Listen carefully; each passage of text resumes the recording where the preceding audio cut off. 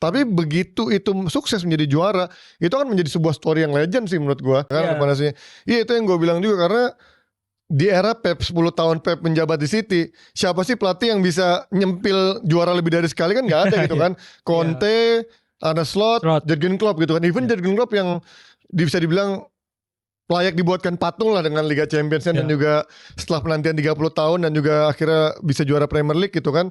Tapi kalau kita lihat di Premier League pun dia juga cuma bisa 1 kali. Dan jangan lupa dia juga pernah finish di luar peringkat 4 di era klub gitu kan. Makanya nggak gampang untuk menjadi juara di eranya Pep. Nah makanya ini justru gue bilang, terlepas dari orang yang bilang, mungkin masuk gue juga bilang ini skuad terburuknya City di eranya Pep, tapi untuk menjadi juara di era Pep itu juga nggak gampang loh. Dengan pemain yang gue bilang nggak terlalu superstar eranya Arsenal ya. Mungkin yang pemain yang benar-benar bisa dibilang superstar juga siapa? Harganya mahal.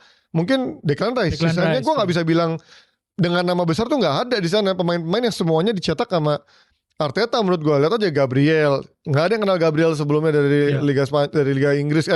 Liga Prancis. Saliba.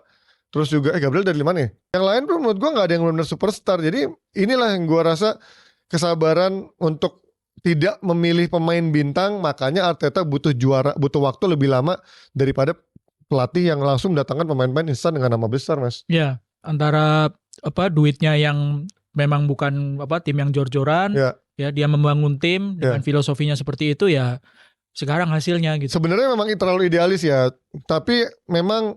Dan juga kan orang mocking soal ngebully soal bagaimana metodenya dia, pendekatan dia, termasuk yang pulpen apalah, terus juga dia suka bikin metode-metode yang cukup aneh-aneh, yang cukup nyentrik.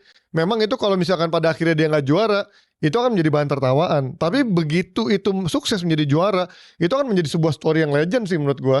Yang akan berbekas, oh ternyata metode dia cukup unik untuk akhirnya bisa membuat pemain-pemainnya termotivasi seperti itu kan. Itu yang menurut gua membedakan pada akhirnya lu menjadi loser sama lu menjadi winner. Tapi kalau dibagi 6 dan setiap musim itu segitu, ya gua rasa masih cukup wajar dan malah book sih.